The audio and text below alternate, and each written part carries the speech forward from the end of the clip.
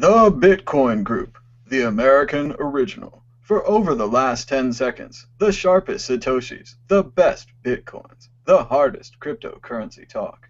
We'd like to welcome our panelists, Chris Ellis from Feathercoin, Hello. Megan Lords from Bitcoin Not Bombs, Hello. and Derek J. Freeman from Peace News Now. For over the last 10 seconds. Hello. Issue 1. Bitcoin price falls below $600 as government prepares for 30,000 Bitcoin sell-off. A 9-pack of 3,000 Bitcoins each will be sold off by the government to the highest bidder in an exclusive and closed auction. The price of Bitcoin has declined on this news, then bounced back, then declined. Your thoughts, Chris Ellis. Yeah, we spent a lot of time talking about this last night. If you look at the World Crypto Net YouTube, I don't see this as being a real issue. I think the reason people are selling is because they think other people will when they hear the same news. So he talks quite extensively. I particularly like to comment on the CoinDesk comment section underneath the article by a guy called Black Dynamite, who says, "It is childish at best, stupid at worst, to devalue Bitcoin based on the government owning less Bitcoin. A very slight increase in supply of Bitcoin is a good thing." And actually, somebody pointed out that this is only an increase of 0.23% back into the market of the overall Bitcoins in circulation. I think what's happening psychologically is people are associating the Bitcoin, the dollar value of the Bitcoins with actual Bitcoins. I think people are hearing, what was the figure again? It was like 30 million or something like that. Oh, okay, so like 30,000 Bitcoin sell-off. I think what's happening is people are equating that with being more than it actually is to what the actual supply really is. And given the threshold of $200,000, which is what you've got to send to the feds, this is only going to be institutional investors. They're probably, like we said last night, we also included a comment about the fact they probably already have buy orders already in place on existing exchanges or in other black markets to maybe arbitrage and make sure they get the fair price, because it might be that the public markets overreact to the news, make the price go down lower than what they can actually buy it for in the feds, and they just pull their order from the feds, so the market efficiency should come through. I do think, though, that this drop in price might have something to do with the GigaHash.io mining pool, which recently got 50% of the network hash rate. Peter Todd, the developer, today went on to Reddit and said that he's selling half of his Bitcoins. A lot of people are very concerned. It is a genuine fear that people have. I got quite an angry comment from Sir Bitsalot on Twitter saying, "Yeah, sure, it's nonsense for crypto math illiterates like you might be. Time to think before you open your mouth, perhaps." And I did kind of go on to explain to him that, you know, he was referring to my tweeting out, Tom, of your video. I mean, the truth is that you can't perform a sustained 51% attack with 50% of the network, but you can. It does set a dangerous precedent, because it's supposed to be a decentralized system, and B, you can be really annoying and do other things perniciously in the background, like, you know, block certain transactions from addresses. If you get 6 block confirmations in a row, you can perform a double spend that way, and that may well happen if you've got 50%. So I take it that Sexio are going to make her announcements. Maybe that's something we can talk about another time, but I think that maybe the market is reacting to that as well as the Silk Road news. I think it's possible that someone could do that, but it makes no sense for Sexio to do that. It makes no economic sense, so I don't understand why they would do that. That's just your speculation. The fact is that none of us know what will happen until we get there, and since this was supposed to be a trustless system where we didn't have to rely on other people, then of course it's better if we fix the core code than it is to kind of let it continue and hope that they're good people and they don't do anything bad. They would destroy themselves. I don't disagree that I don't think it'll be a problem. I just don't think it. I don't think it's a good idea to let it continue. That's all. Megan Lords. So I'm enjoying the start of the Bitcoin group, actually. I want to hear more of y'all's discussion. But first of all, I want to thank the government for not deciding to sell off all these Bitcoins during Bitcoin in the Beltway. That I don't think would be that great, so I'm glad they're waiting a little while. But at the same time, I'm happy to see Bitcoin's getting out of the hands of the government too. And I'm not even gonna lie, I'm hoping for a little bit of a price drop. I'd really like to, buy up some cheap Bitcoins, but hopefully if they do it right, it won't, be super catastrophic, and hopefully it'll be a smooth transition. But yeah, I do think that maybe like Chris was saying, there's some other news that's affecting this price drop too. So that's something I definitely have to look more into. But yeah, I am happy to see Bitcoin's getting out of the hands of the government, hopefully, and hopefully into someone else's. So this will be interesting. I'm definitely going to be watching this closely. So those are my thoughts on it. Derek, Jay. Yeah, like Chris was saying, the Bitcoin economy is pretty efficient. So since anyone can be a participant if they want to, I think we're finally seeing some stability to the price, despite the recent volatility that we've seen in the news. It's going to be able to withstand this blow. So all the Bitcoin that the government sells, I think, could be absorbed into the price, and we'll see that this will be just not a big deal. The government is, however, giving legitimacy to Bitcoin with this move, which I really like. We're finally seeing the story of the government accepting Bitcoin was a shaky one, had rough beginnings where they're like, oh, we're not sure what to do with it, we're not sure if we should regulate it. Well, now they're finally at the point where they're saying, hey, look, we can participate, we can have an exchange, we can sell some Bitcoin, we're going to do it our own way in blocks. Like, they value this stuff. They actually see it as something that they can trade for value. That's pretty cool. However, the Bitcoins are not theirs to sell. They were stolen, and no convictions have been made. There are no guilty parties, so I'm disappointed to see this party, the government, selling something that it doesn't own, but what else is new?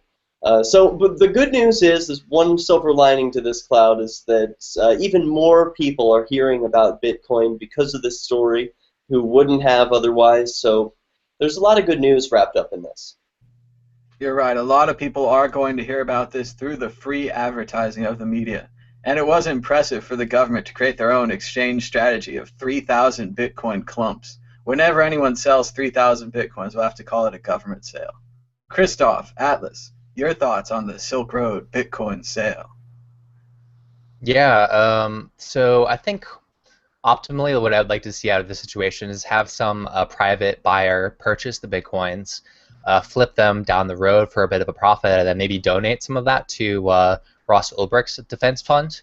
That would probably be the most honorable thing that you can do, because it is kind of unfortunate if you are buying these coins, they are the result of a theft, right? If you you would feel kind of bad if someone just had thousands and thousands of Bitcoins stolen by some hacker, and then the hacker immediately tries to sell it to you. In fact, many people would frown upon buying those coins. Maybe after they've been sold a few times down the road, then it's like, okay, well, the taint there has sort of been dissolved at that point. But if it's just one step removed, then I think it's, people may be a little bit uncomfortable purchasing in the account of the theft, and that's exactly what's happened here.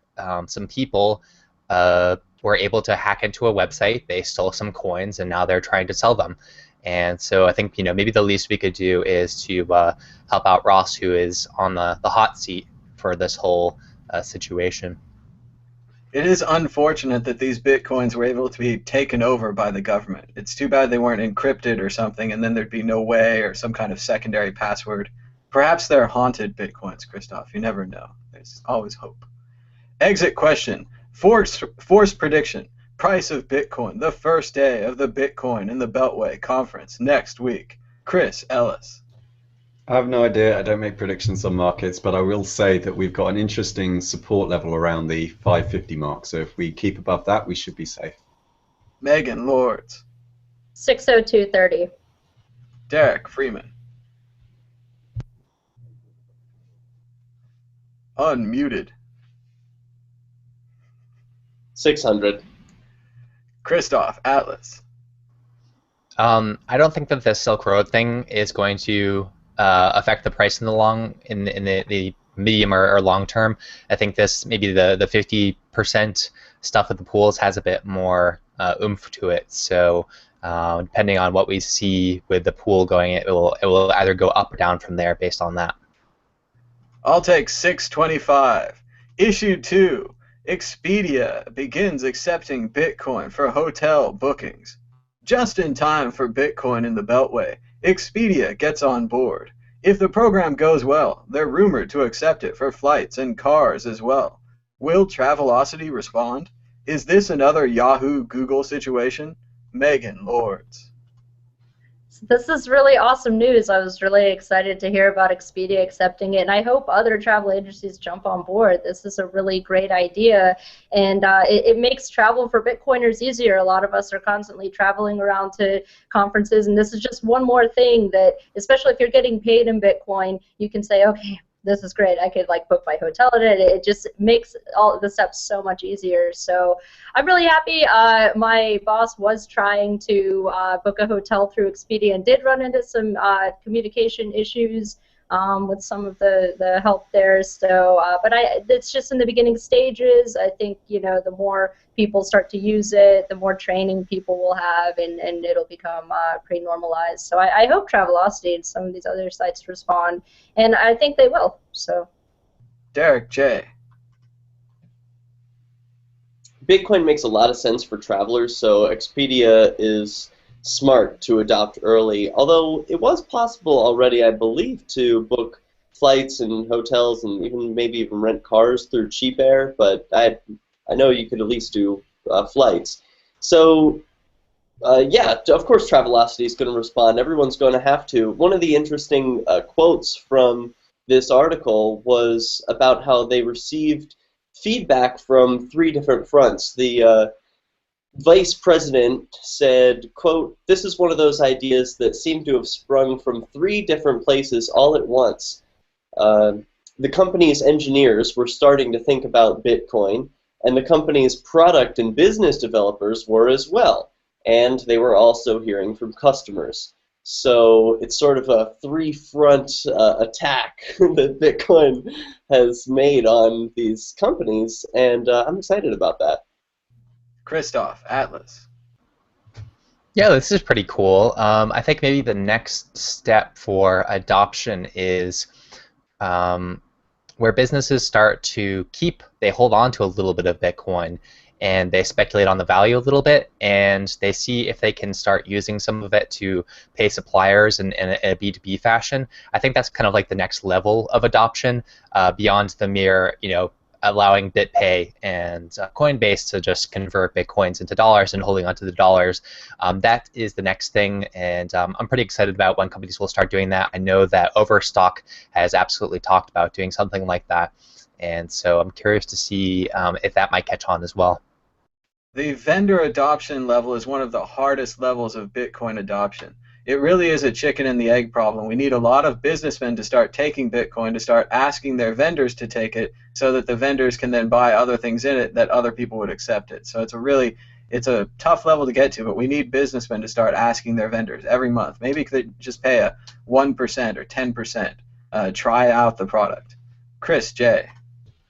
Yeah, these are it's just an experiment, no? I don't think they've accepted it properly full time, but it's a really good experiment. I just hope that Bitcoiners do actually start spending their Bitcoins, because a lot of them don't at the moment. And a lot of the businesses that I speak to who started accepting Bitcoin often sort of complain that it's like, yeah, but nobody actually spends them, even if they've got them. If you go to the Penbury Tavern in North London, they kind of make a sort of funny face at you if you say like, that you're there for the Bitcoin meetup. They kind of say, yeah, and you're going to pay with Bitcoins, because most of you don't. Like, you come in, you do it once, you have your picture taken at the bar, and you get to take that away with you, but then in the future it's all cash. So I just hope that people in the Bitcoin community actually start spending it rather than keeping it on exchanges. Exit question. Domino effect. Name 2 companies who will accept Bitcoin within days of each other. Megan Lords. Well, that's a really hard one. I'm very bad at this naming companies predictions thing because, and I always say this, I really want to see these smaller locally owned stores taking them first. So I don't really have a good answer for that, honestly. Derek J. Domino's and Pizza Hut. Excellent category. Christoph, Atlas. I have no idea. Chris J. Yeah, I don't know, but you know what? The people that should be taking it are the shops in the airport. You know, just in the same way that I can spend euros or pounds in airports around Europe, and they take other European currencies as well. I think they should also be taking Bitcoin, and we should probably promote that a bit more. Especially those large vending machines where you can buy electronics. That seems like a perfect situation for a large purchase where you might normally not have the money with you, but if you're spending big. Oh, hang on. You know, someone must have done this already. Put an ATM in an airport. Someone must have done that. Tell me someone's done that. I'm not I sure think, it's happened yet. I know they had one that was a conversion cash box that was in Europe where you could put in like your change, like your, money you didn't yeah. want, and it would convert it into Bitcoin and you could just, hold that and go home. So that was a really cool idea. I'm not sure what happened to it. I think it was overwhelmed with usage. There was a lot of people outside of the airport who weren't traveling anywhere who wanted inside to use it. I think they might have slowed down the program. I haven't read about it in a while. But I know of one entrepreneur who is trying to do something like that in airports. What he wants to do is basically do foreign currency exchange using Bitcoin as a medium. So people who have Bitcoin when they land in wherever they're landing, they can then convert that to the foreign currency that they need and do it more cheaply than these little Yeah. booths that charge you upwards of ridiculous amounts. And so I think that's very promising. The challenge there is that you have to deal with all the different regulatory regimes and all the different places that you want to put it. So it's tricky if you're trying to not start out on a very small scale. sounds like a very cool project. I hope they keep working on it. Moving on, issue 3. Jason King completes Bitcoin run across America. Jason King of Sean's Outpost, the Bitcoin-backed homeless shelter in Pensacola, Florida, recently ran across the country to raise awareness for homelessness in America, funded by the generosity of Bitcoin companies. Also, BitGive held a bowling tournament in San Francisco where once again Bitcoin companies donated more than 8 Bitcoins to charity.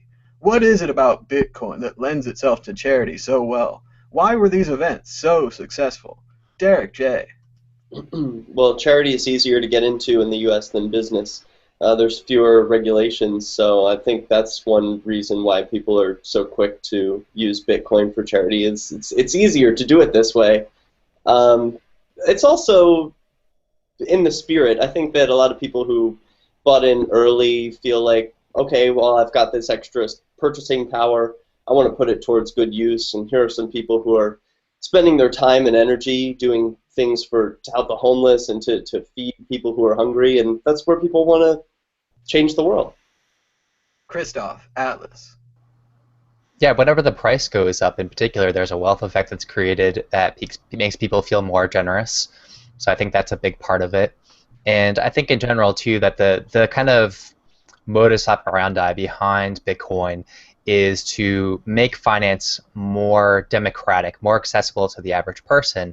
And so that certainly lends itself very nicely with sort of charity and the notion of micro-lending and trying to empower people who are not currently empowered. I think particularly the micro-lending aspect of things is a natural fit for people that are interested in Bitcoin and cryptocurrencies. Chris Ellis. You're muted. You want to see how we treat our homeless people actually in the UK? We actually put spikes on the ground to stop them from sleeping rough in places like, outside of apartments. There's been a massive backlash here in the UK against it. Tesco, one big retailer here, has just removed their anti-homelessness spikes from their shops after a massive kind of Twitter kind of outroar. So I'm very, very much in favour of everything that he's doing. Sean's Outpost is just like the best thing about the whole Bitcoin community. It's a shame that he didn't raise more money. I understand he only raised about a fifth. And you know what that makes me think, Tom, is that we should do more of those Photoshop competitions for other people, actually, since you're so good at organizing those and getting people riled up. We should be keeping that top of people's mind all the time, because people are very generous. And I think we've kind of proved that with the last few fundraisers that we've done on Twitter, where we've got people to do those funny images. So maybe that's our service to the Bitcoin community. Maybe we just do these kind of spontaneous crowdsourcing, and we get some funny images and we put up on Twitter, and we actually get people to donate. I mean, I'm imagining you can still donate to him, right? Even afterwards. They're still taking donations for Sean's Outpost, and Yeah, they Dogecoin that they use to feed the dogs. Yeah, that's really Megan cool. Lords. Yeah, I saw the stories about the spikes being put out on businesses and in like public areas too. That's just terrible, and it really shows the mindset that people have over here in the States too. People have the same mindset that that these homeless people are not human beings, that they're closer to like dogs or stray animals, and it's really unfortunate to see that. But everyone loves a feel-good story, and I think that's why Sean's Outpost has been so successful, because it's directly addressing a problem that's only been growing since the economic recession. So this is a serious problem that's only getting worse. And Bitcoin is this radical technology, the idea that it can be used to help people here and in other countries and the unbanked, all around the world. It just makes sense. It fits into Bitcoin's theme as this radical technology that's also solution oriented. So people love this, kind of feel good story, but there's also, the price that hopefully it will continue going up in the long term. But after these huge spikes, you saw a lot more people donating. Like Christoph said, the wealth effect and all these things are also playing into that. And it also just makes sense as a way to get other people on board with Bitcoin, especially people who maybe they're not into economics so much. Maybe they're more focused on like maybe the social justice side of things. Maybe they're not even into politics at all, but they're just into volunteering and helping people. This just provides another avenue for them. And it can get, it appeals to the heart of so many people who can see what's going on and see, the turmoil that's been caused by whatever you want to blame it on, whether it's, the government causing a lot of these problems, which is what I think, or, these things happening. People can see it, people understand that there's a problem, and they understand that they don't need the same solutions that we've always seen. We need new solutions. We need ones that are going to actually work, and that's what Bitcoin charities are doing, is proving that Bitcoin is a force for good and directly helping people, improving their lives. I actually had an interview set up. It had to be rescheduled, but I'll be talking with another person in Florida who's gotten into a home with the help of Sean's Outpost and Bitcoin. And so far, it's like 11 or 12 people who've gotten into homes just in Pensacola alone with the help of Sean's Outpost and the generosity of the Bitcoin community. So there are actual success stories that you can see in real life, and I just think that's a beautiful thing. And the more people know about it and the more it tugs on their heartstrings, I think the more people will naturally come into Bitcoin and view it as a solution to not just problems of poverty, but economic problems. One of the things, when I was talking to Patrick Byrne, he was saying he was considering giving his employees an option to take their bonus in Bitcoin. And I know he's talked about maybe setting some aside. For businesses, that's great from an economic standpoint, is if we expect Bitcoin to rise in value over long term, then they're going to be able to protect themselves from maybe some of these regulations that keep coming down on them. Business is highly regulated, but even the nonprofit sector is highly regulated and entwined with government. So Bitcoin provides an out for that, and I think a better solution.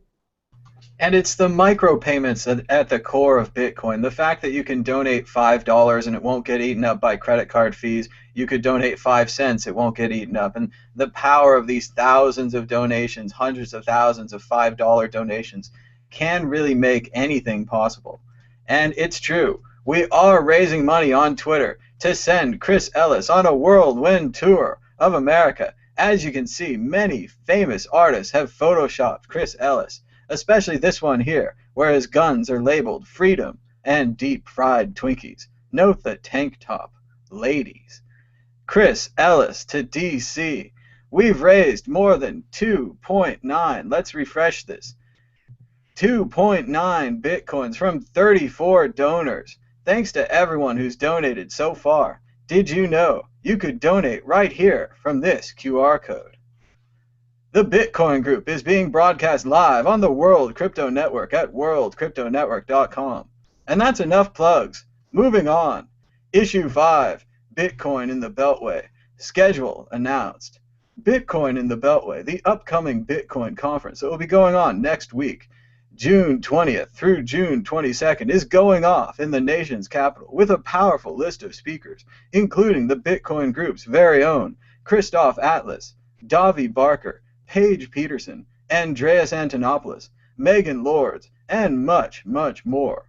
Are you attending the conference? What are you most looking forward to? Christoph, Atlas.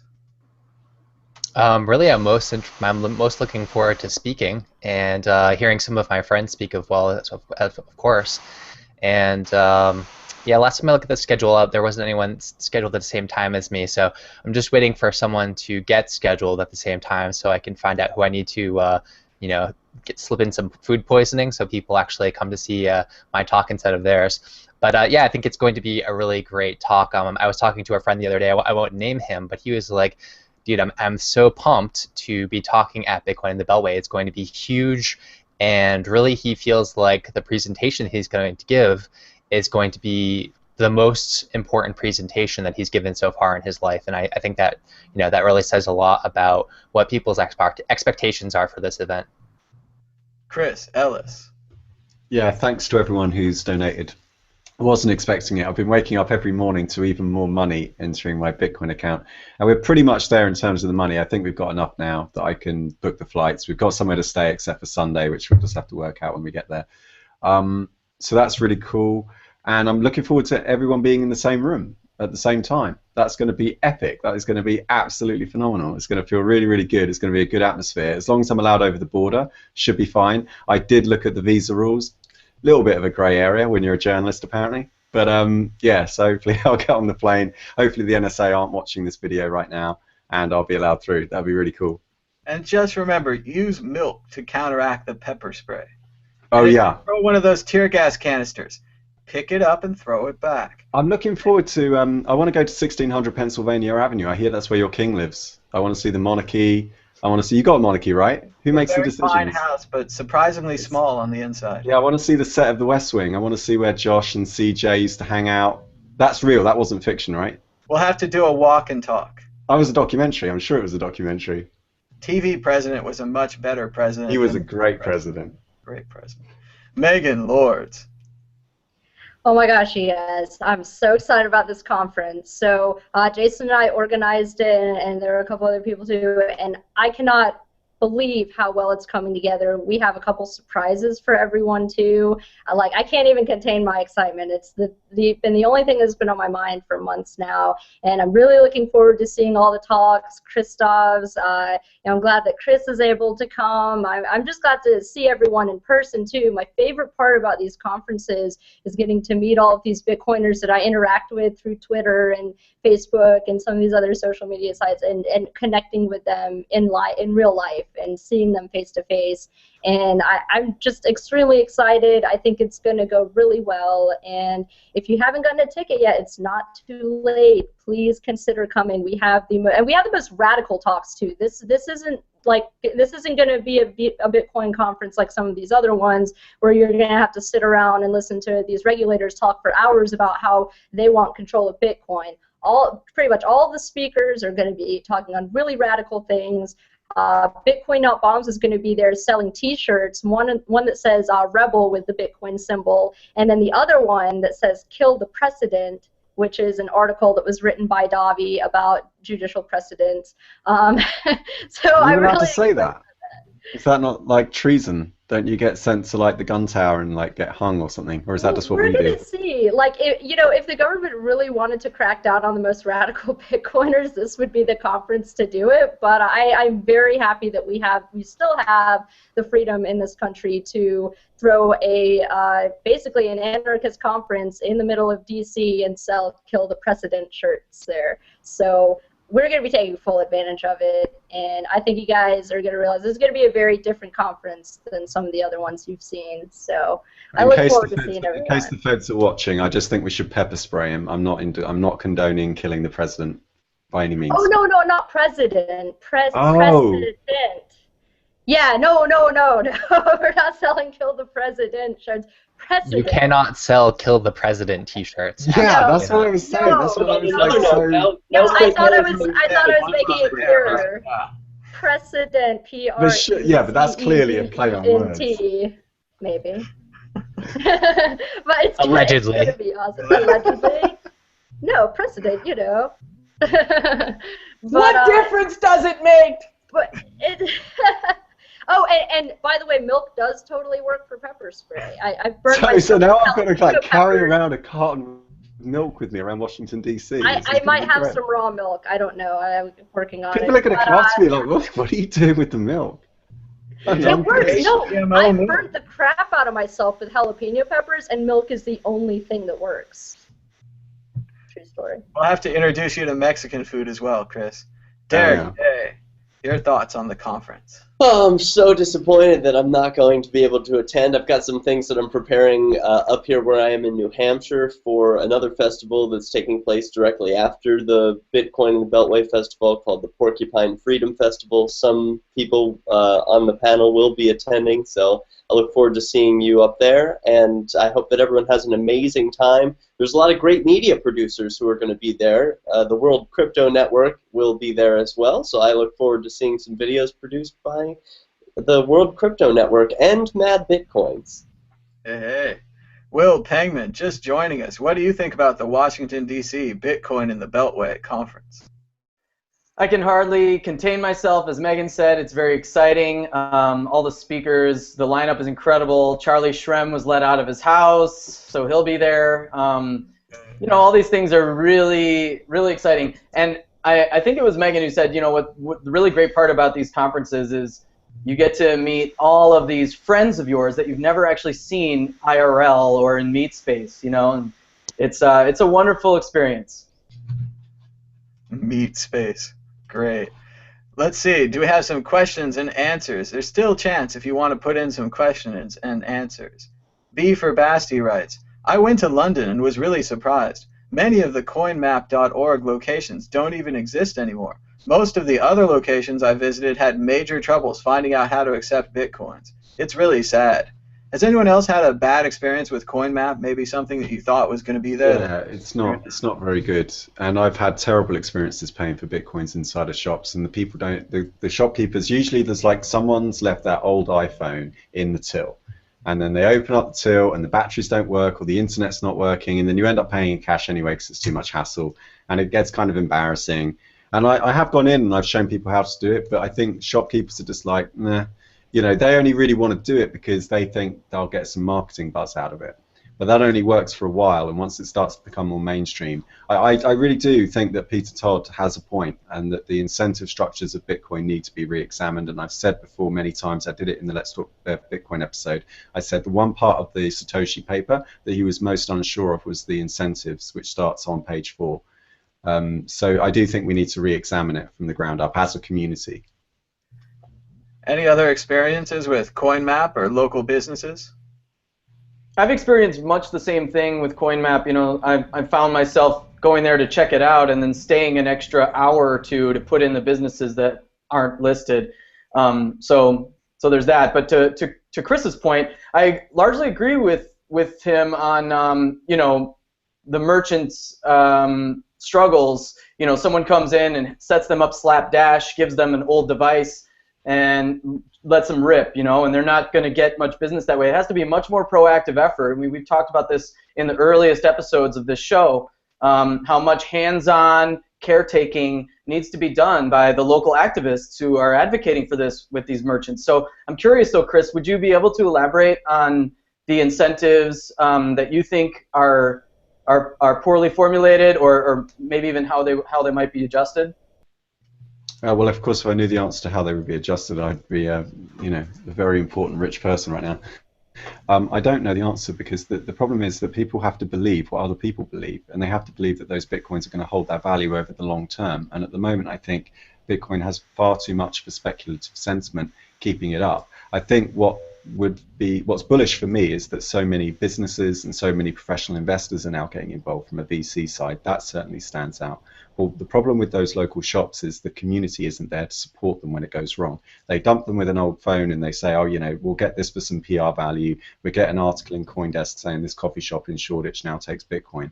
But then they just walk away because they got what they really wanted, which was the story in the headline. But what they didn't really want was the sustainable, like, yeah, this is always going to be there. That shopkeeper is going to be, you know, really cool. What we tried to do with Feathercoin, we're doing with the open source POS that we're making. So all these POSs have like got a lot of funding, And we just felt like that was a bit unnecessary, so we've just hacked one together with a 3D printer and just like a Raspberry Pi that anyone can just make themselves. And the key thing is that you've got to keep going back to that merchant and like saying, are you okay? Is everything working for you? Would you like to see more? You know, we often have to do like organized giving, where you do have to kind of push people into buying it. But even then, long term, I don't know. The problem is that you're incentivized to mine the blocks and distribute the payments across the network in exchange for receiving more of the very tokens that will be distributed across the network in the future. And yet we haven't yet answered the question of why do you want the tokens in the first place, and why wouldn't you, as we've seen in all other markets, jump to something else that's even more new, even more novel when that comes along. So you see my problem. I mean, we've seen this already in commodities markets. People just jump from trend to trend. There's even a phrase for it in trading. It's called the trend is your friend. And you just back whatever's going up. And as a result, if the very thing that you need to hold its value, the money that has to hold its value over the long term, or people will sell it because they won't want to hold something if it can't pay for the dreams that they're thinking about, then they'll just get rid of it. And then it ceases to have any value. The thing that fiat currency has is it's got a resistance to the drop. The biggest problem with the price dropping is that it's allowed to go up as fast as it does. That's the biggest problem that Bitcoin has. It's allowed to do these like exponential rallies, and we need more stability in order for it to be viable, I'm afraid. And I don't think anyone's got a really good answer yet. Yeah, Bitcoin has kind of the opposite problem of the dollar, right? So Bitcoin, the supply is extremely fixed, but there's such a low volume that it's prone to swinging quite wildly, and it's an attractive vehicle for speculators not only to jump into but also to jump back out of. You know, that's a very important that Chris points out, that people, if they're just looking for a short-term investment, they're going to dump their coins at some point, not in the distant future. Whereas the dollar, on the other hand, people are terribly meddling with the supply of the dollar. You know, that's a complete clusterfuck. But it's so stable in value over the short term that people are willing to hold on to it and use it for everyday goods and services and exchanges. And as a result, they completely don't think about the speculative value of the dollar and what the long-term prognosis of the dollar is. And so you have people who actually hold on to dollars for a really, really long time, and they do actually get hit by inflation. But it's such a slow-moving kind of frog boiling in the pot kind of effect that it's the opposite effect. Bitcoin people, they're dumping their coins too quickly. Dollar people, they hold on to their dollars too quickly. And we as humans are just really not good at getting our minds wrapped around the exact risk and you know, making good financial decisions based on the expected value, as opposed to, you know, the kind of animal spirits of the speculation. Yeah, two quick things to add. I agree with a lot of what both of you said. So, you know, this is a realization I had recently looking back at the Willie report and how quickly the price of Bitcoin, potentially the last 3 bubbles, were manipulated by these bots or similar activities, or just GOX in general, if you want to get really specific. That's all fake. That was all fake, essentially, potentially. You know, like I think there's good evidence to suggest that. So the real rises of value for Bitcoin won't be like that. They shouldn't be like that, you know? So, like, you know, like you guys are talking about, I think you make a very fair point. The other thing I wanted to raise is, you know, meetups should be hosting meetups at the merchants that accept Bitcoin periodically or perennially or whatever, you know, just do that to support them. You keep showing up, you keep having a couple people spend your money there, and it becomes a thing in the community. It becomes solidified. And if multiple merchants around town are accepting Bitcoin, that's a great thing. Have multiple meetups. Have a developers meetup. Have you know, a nonprofits for Bitcoin meetup. You know, merchant services for beginners in Bitcoin and things like this. And you know, even if it's a small like ice cream parlor, there's no seating area, make an event about it. You can actually, if you're wondering, meetup organizers out there, if you're wondering for things to do to keep it spicy and keep people coming back, make 2 or 3 things on your program agenda, and maybe you can hit 2 or 3 places in town for one meetup event. It's a good idea, Will. If you get a Bitcoin business in your area, you need to water it so it'll grow. It's still very early. They're taking a risk. You're taking a risk. We should take that risk together. And if you get a restaurant or somewhere you can go, you should try to go there regularly, like Will's saying. Anyone else to add to that? All right. We could use some more questions if anyone has more questions. Jamie says that he has extra money to give to charity thanks to saved transaction fees. So again, Bitcoin coming through, providing us with extra money through value rise and transaction fees. As I really well, like your I really like your point on that, Thomas. That's a brilliant insight because I've been starting work for a charity recently, and from what I understand, the vast majority of the kind of the old world charities, the legacy charities, so to speak, are they get the vast majority of their money from very, very wealthy donors. You know, they wine them and dine them, and they convince them to give them money. And the small people, you know, it's something, but it's not a whole lot. If you just give $5, $20, whatever, with your credit card, that's really not the majority of the charities funds. Whereas I think Bitcoin offers another model of doing charities where you could actually have a localized effect, but actually be given money from people all over the world in very small amounts and cut out the transaction fees. That opens up a whole lot of avenues for charities that have not been possible in the past. it does feel very bottom up with Bitcoin charity. As I'm sure you guys remember the FR33 aid campaign to the Philippines. The money was raised internationally. It was given directly to the Philippines. The aid was prepared, sent out there on boats, all within days of the tragedy. There was no setup necessary. Everyone trusted, and the system worked. So Bitcoin can do amazing things. And we're going to be exploring this topic further at Bitcoin in the Beltway. I'll be moderating a panel with Jason, Andreas, and Davi, and we're really going to be exploring this topic. So it's something that's been on a lot of our minds lately. And like Christoph said, blockchain technology is opening up an entire new world for charities and the nonprofit sector. Moving on to predictions or story of the week. Chris Ellis, are you ready with a prediction or a story of the week? Yeah, well, I was going to go back to the prediction I made a couple of weeks ago, if I can actually find the window. Move on to someone else, and then I'll get the window up. Megan Lords. So my prediction is that Bitcoin in the Beltway is going to be super awesome, and you all should go. And that's about it. I'm a bit wiped out. We're kind of in the crunch time phase right now, so I don't have any, super great predictions other than that. Megan stealing my thunder there. Derek J. Yeah, I read a story this week about a 15-year-old named Eric who started a company with money that he made in Bitcoin. And he heard about Bitcoin when he was 11 years old. He bought some when he was 13, and he sold them 2 years later at a massive profit. He's using the money to build a video tutorial website called Botangle that is instructive for students, and he pays his employees in Bitcoin. This 15-year-old kid pays his employees in Bitcoin. And I love this story because it's a success story that's made entirely from Bitcoin. Because like a 13-year-old can't just go to the bank and start a bank account because it's not allowed. But Bitcoin doesn't care who you are or where you're from as long as you have a Bitcoin wallet. So my prediction is that future entrepreneurs and employers will be younger than ever thanks to the equalizing freedom of Bitcoin. Very good. Christoph, Atlas. Okay, so my story of the week is based on a security advisory that I put out on Monday. So this is a really important piece of information, for blockchain.info users.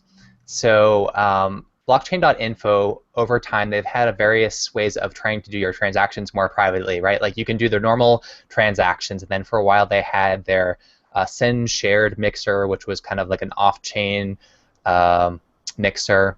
And then they replaced that with shared coin, which is supposed to be an implementation based on the CoinJoin protocol, where blockchain.info users are kind of mixing their coins together at the same time. It all goes through in one transaction, and the idea is that it's hard to trace back through those transactions. Now, I've been doing some research recently about shared coin and discovered some flaws in the implementation. People are interested in learning about the details of the advisory. You can go to coinjoinsudoku.com, and you'll find all the details there. I'll be releasing a proof of concept tool in about a week and a half after people have had time to secure their assets and make sure that their stuff is private. But the main takeaway that I want to communicate with people is, I guess, two things. One is if you're using blockchain.info and you've been using shared coin as a means to do things more privately, just keep in mind that this is a very, very, very light layer of protection with privacy. I know that blockchain.info would like to improve their service in the future, and maybe I'll work with them and collaborate with them on that. But just keep in mind that for now it's more something to kind of keep your friends' noses out of your finances if they're not really programmers, but it's a very light layer of privacy. The second thing that I really want to bring up is what I see is an asymmetry in funding when it comes to Bitcoin privacy.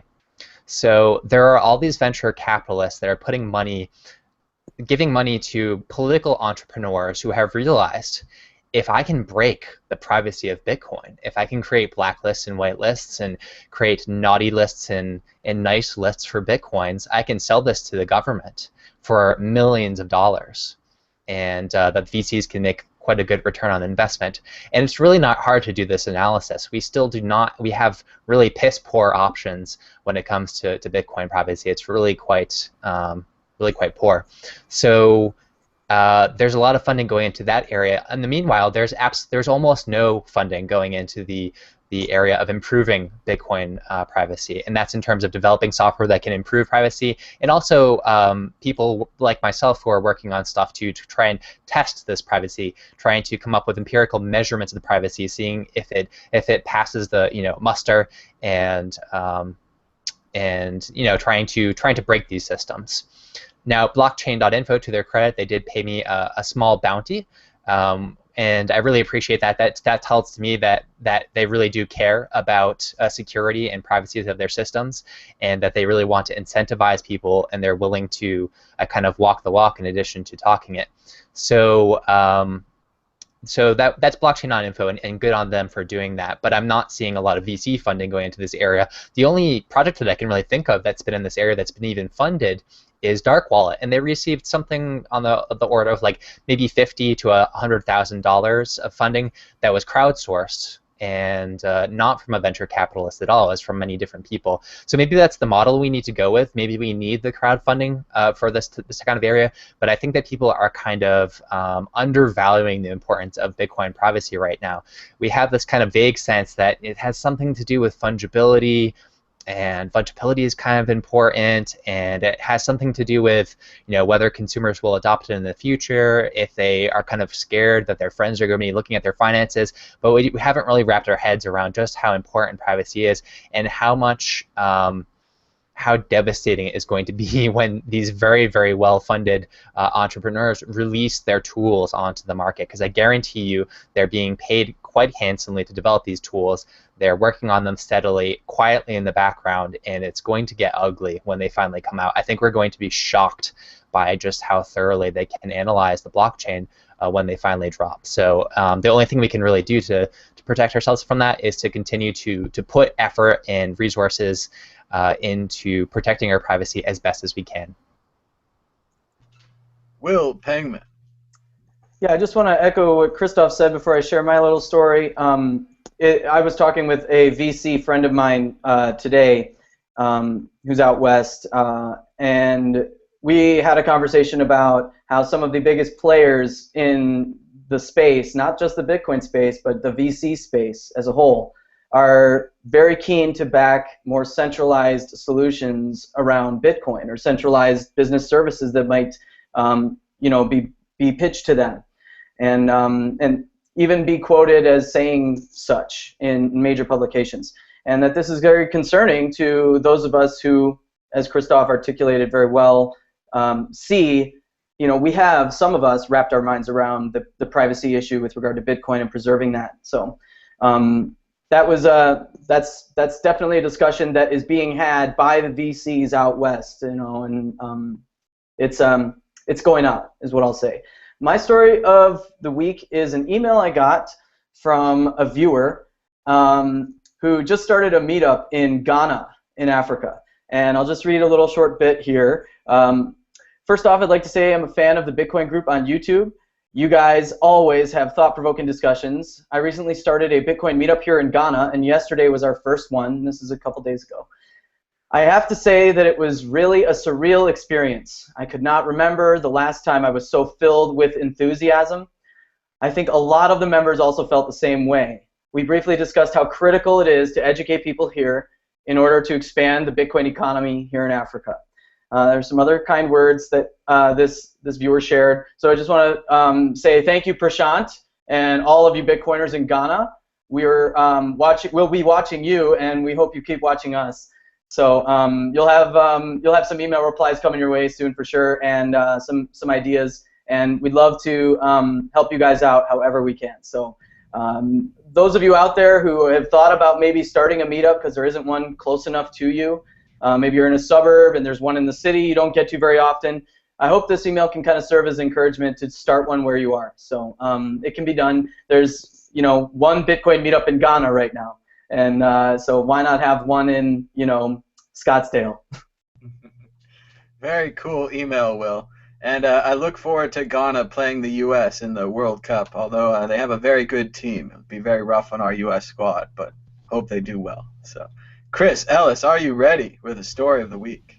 I am ready. Sorry, I found the window. It was lurking in the background. Okay, so a couple of weeks ago on the Bitcoin group, I said that I expected the next difficulty adjustments on the Bitcoin mining network to be under 15%. We have just under 5 days to go, and we're currently at a predicted difficulty adjustment of 11.55. I've seen this pattern now emerge over the last few difficulty adjustments, where just approaching the end of a time period of adjustment, we see a massive rise up, and then as it falls over, you get this massive drop-off. This is a drop-off of more than 10% of the overall network hash rate. On the last adjustment that we had, it was something like a 12% reduction, or 13 petahashes. That's just too much of a coincidence. That's not just a few people who just happen to all be switching off their very expensive ASIC miners all at the same time that they paid good money for. It's probably not going to be, it's certainly not going to be anyone owning graphics cards, because those have all stopped mining now.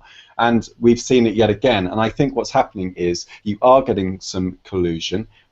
This is the current share price on Sexio, which is the gigahash.io share price. And you can see that actually, even though early on when it was trading, it was just like a waterfall. It was just down, down, down, down, down, down, and now we've had these kind of 3 weeks of stability. And I think what's happening is the miners are starting to play the market. This has come up on the Allegius mining pool, where they've seen some selfish mining, where people just withhold the block. It's called a block withholding attack. Now, it's important to mention that the attacker doesn't gain anything from doing this either. They just discard the work, but then what happens is the pool ends up paying out anyway. And I would draw your attention back. It's actually in the abstract of the original Satoshi paper. At the end of the abstract, he says messages are broadcast on a best ever basis, and nodes can leave and rejoin the network at will, accepting the longest proof of work chain as proof of what happened while they were gone. So you see, the important thing that Satoshi's communicating here is we need to know this network's going to be okay whilst we're not around. And any form of centralization is a very bad idea, because you simply can't let another human being and just trust them with all of that control. It may not stop at 50%. So it's absolutely right that we do expend a community effort at this point, and we say, no, look, we're going to keep this to its core principles that we founded it on. We do not want a small concentrated group of people just having all of this power and having all this discretion. They could do all kinds of things with it. And bear in mind that the pool operators don't necessarily control what the individual miners do with their hash rate. So it's not even as though they can police it. So there have been large calls for people to join P2 pools. There have also been calls by Peter Todd, which you can see on Reddit. Actually, if you just I was gonna show you Sir Bits a lot. He's on Twitter, and he often makes some very, very good predictions. He's been commenting about it. You should also look up Peter Todd as well, because he's been making some really smart comments about it. So sorry to bang on about it, but I think it's really important, because if we go to sleep on this issue and we just get complacent, I'd really like to hear what Christoph thinks as well. But I don't think we should just be like, oh yeah, it'll be okay, because the incentives will sort it out. I think this is an ongoing engineering effort. I think actually the work that needs to be done now is we need to work out how to get the human part right, because that was the part that Satoshi was most uncertain of in his original paper. Christoph, what do you think? Yeah, I mean, I do think we need to be vigilant on these topics. I have some skepticism about the kind of doomsday scenarios that people spin up about this stuff, because they haven't panned out so far, certainly. I remember in particular there was the people that released the paper about the incentives and how all these miners, they were going to start doing double spending, and then the rest of them are going to go along with it because there was a small financial incentive for them to jump into that group, and it was just going to spiral out of control, and that never happened. And they were like, oh well, we didn't even test it because we didn't want to break Bitcoin. We wanted to be nice guys, and we wanted to let you know about it before trying it out ourselves. But of course, it didn't happen. So I think that this field of study of incentives is very, very important, and it's fairly new.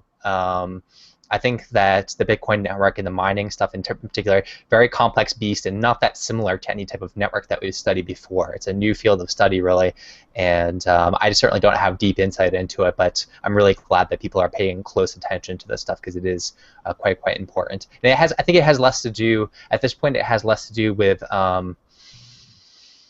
this kind of simplistic view of mining, of simply being a means of securing the network. There's just so much stuff kind of moving, so much moving machinery in there that like the network can kind of be secure for some definition of secure, but the mining is still not working out the way that we want it to. And so, yeah, I think that we need to keep abreast of this situation.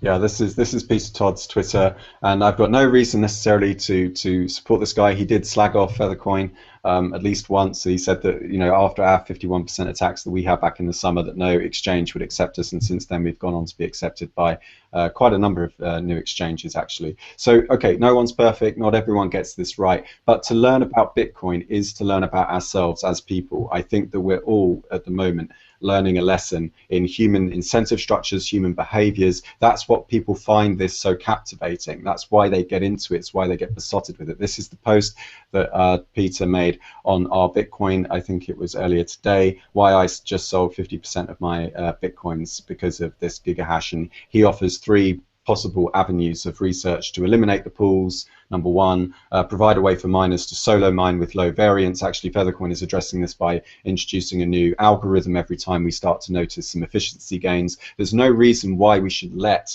the miners take it easy, right? Because theirs is an entrepreneurial endeavor. Mining should be a marginally profitable activity. It shouldn't be this kind of thing where you can kind of corner the market and just make lots of money by selling your shares at inflated prices to ignorant punters who don't know better.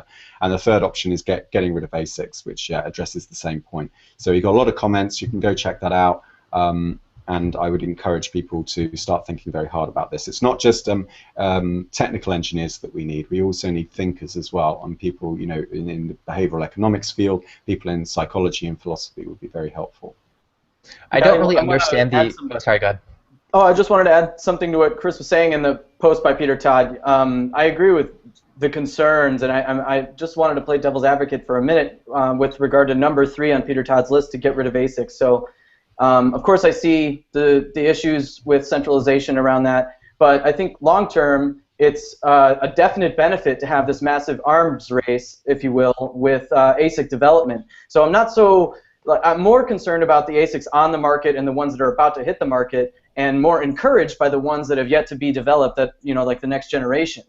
I think this arms race is one of the fastest growing areas in all of tech. It's one of the most incredibly rapidly innovating, and that's going to have positive reverberations, in my opinion, outside of processing power, and maybe even in connectivity and data transfer speeds down the line, years down the line. So these are things that I wonder about too, like the valid points Christoph and Chris are both making. I just always like to wonder what are some of the positive side effects of some of this maybe greedily incentivized behavior that we might be seeing in the space. But why shouldn't we see an arms race between the developers of the coin, for example, implementing NeoScript as we are, and just letting them out? Well, what's wrong with that being the arms race? Well, I guess I would say it's a different process, right? I mean, the types of businesses that can pop up and just start building these chips and building better and better and faster chips, more efficient, everything, that's kind of, if you have the capital, you can do it. That's not the case with advancing the protocol of Bitcoin, correct? I mean, there's a long review process. You have to achieve a large consensus for introducing these Bitcoin improvement proposals and things like that. So it's not as like free market, if you will. You have to really have a major majority before any of these can be taken seriously, let alone implemented. It's a very fragile process. Yeah, no, you are right. You're absolutely right. It is a difficult thing to get through. I mean, we announced at the beginning with our coin that we would always try to stay ahead of the miners, disincentivize them to even engineer the ASICs in the first place by saying that we would periodically be changing the algorithm. And what that means is that merchants can process their own fees because they can buy an affordable mining equipment. This is equipment that you can repurpose from old machinery, because it's you don't have to have these very, very specialized computers. You can use a graphics card, which you can get from any old computer. So I think that it distributes the coins over a wider population. It lowers the barrier to entry to get into the mining in the first place, and I kind of thought that was the point. Chris, maybe you can explain this for me. I don't understand the argument in favor of trying to get rid of ASICs. The more that you democratize mining, the more that you put mining in the hands of people that have absolutely no clue about how to secure their computers. And so to me, by trying to spread out mining to more and more CPU-based machines, simply what you're doing is you're driving mining into botnets. And I don't think that botnets are necessarily a less centralized or better behaving group of actors than the people that build ASICs and run them. Well, at the moment, everything's centralized around the pool, so a pool can be attacked, and then someone can do something nefarious with that. So it's not necessarily not a problem for ASICs either. And I think a lot of the people that I know that have bought ASICs don't really care about the Bitcoin network. They're just in this for the money, and that's because of the way those ASICs are marketed to them. So I don't necessarily trust them any better. But you are right. This is an educational issue. We do need to make sure that people are well informed. But that's why this is as much a community effort about making how-to videos, about showing people what to do, how to secure their computer. I mean, that's a problem that everyone needs to worry about, not least because they need to protect their very own coins as well. So I would see that as a part and parcel of the whole package of educating people, since they're going to have to learn how to do that anyway pretty soon.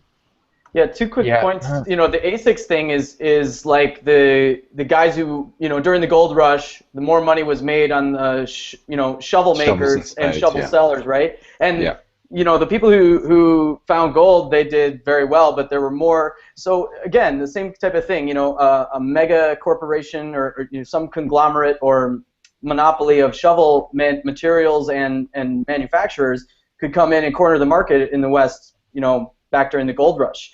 And so that's kind of like the same old story playing out. It's a very interesting question, and I think, like you said, Chris, it's so important for us to think about these incentive structures and maybe make important tweaks, as the altcoins are great laboratories for this as well.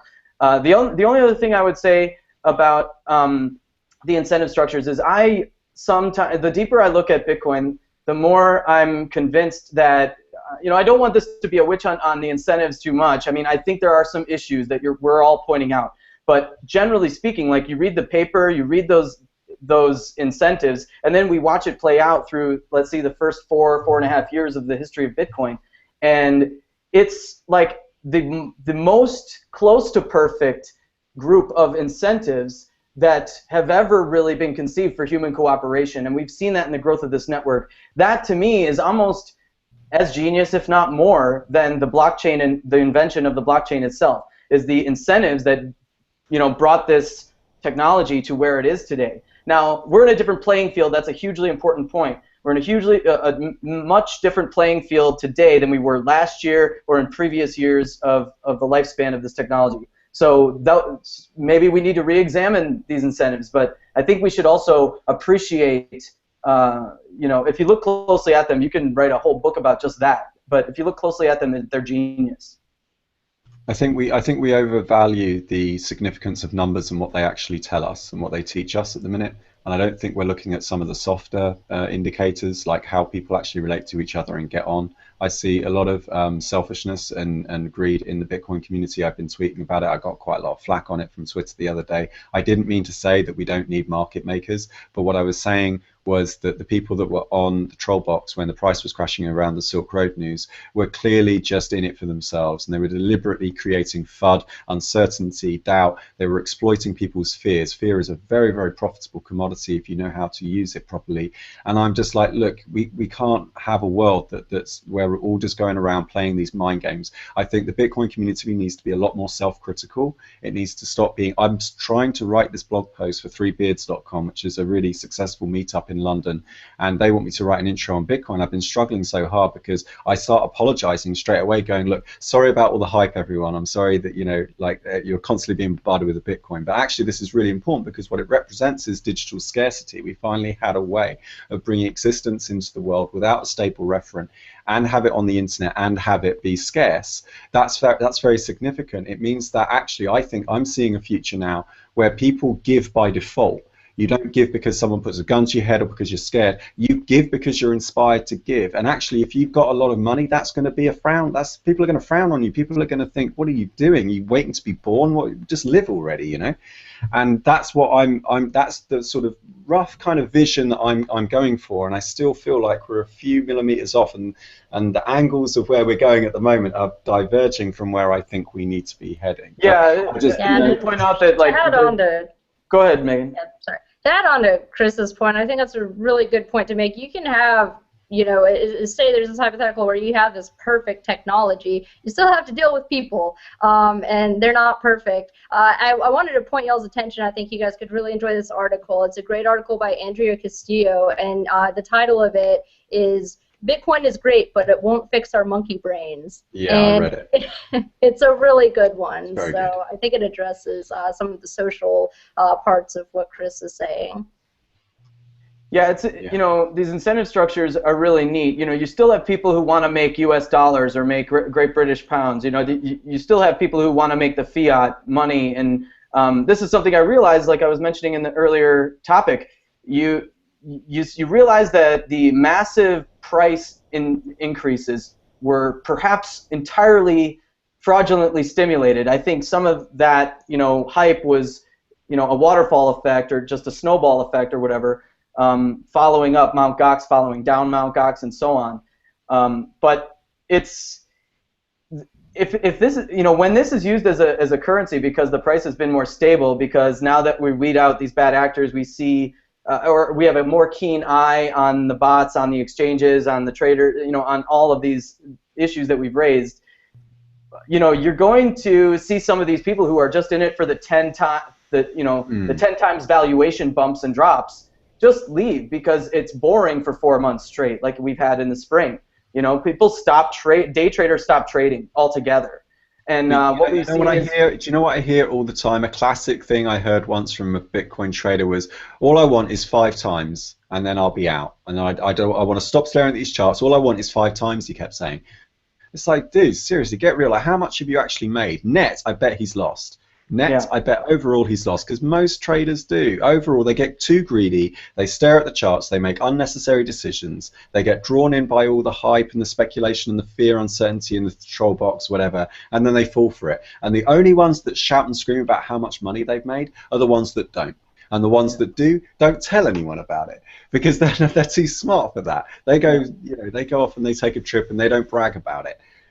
So I think a lot of us just have to kind of, not us on this show, but like people within this community at large need to kind of grow up a little bit and just be like, how is this sustainable in the long term for real people? Because this isn't getting into Africa anytime soon, because the fees are just way too high. This is exactly the point. The key word is community. You know, you have these traders behind their screens and they aren't in the community. They're on Reddit maybe, but they're not in real life in the community doing the important connecting with people. This is why Bitcoin is so great. This is why it's drawn so many people from disparate ideologies and disparate backgrounds, affiliations, and everything to it. It's not because it's basically agnostic and preferable to everything else. It's because the people that they start meeting and talking to. This is true for all of us, I'm sure. You know, you go to these events, whether it's a Bitcoin conference or your local meetup or any other similar thing, and you feel fulfilled, like the email from, you know, the reason I love that email from Ghana, from Prashant and the people there in Ghana, is because This is it's a brief encapsulation of the exact feeling that many of us have felt whenever we had first attended a meetup or first got involved in this whole space and met all these wonderful people. You realize how many amazing people there are. But if you're behind a computer screen trading, you don't. No, you just see other people as numbers. They're just there to be used. You're just there to make your exit, and you don't even think about the effects it has on the other side of that screen. You don't think that there's another human being somewhere that's got their own needs and so on that's being negatively affected by your thing. And of course, the person that wins is the middleman. And I thought we were supposed to be getting away from middlemen.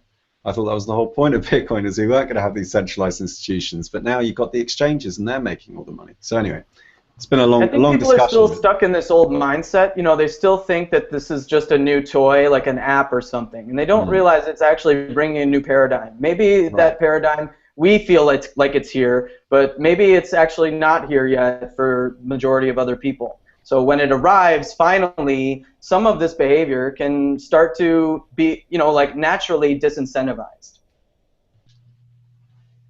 Very good. Moving on to prediction.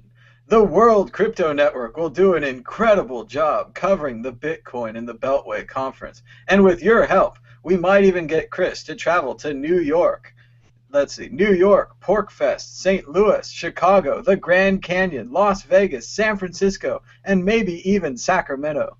I never signed up for that. Bitcoin supported media. You're watching it right here. So why not donate a little bit? I think we should send Chris back to dinosaur times. Jurassic Park, too. Can you do that? With enough Bitcoins, you can. Oh, really? Oh, cool. Like we can do like a 51% attack on Gigahash right now. We can just get all the Bitcoins, send me back in time. I can reinvent Bitcoin 60 million years ago and give it to the dinosaurs. They'll By never the time expect it'll be well developed. We'll have worked out the incentive structures. Well, we're out of time. Until next time, bye-bye. Bye.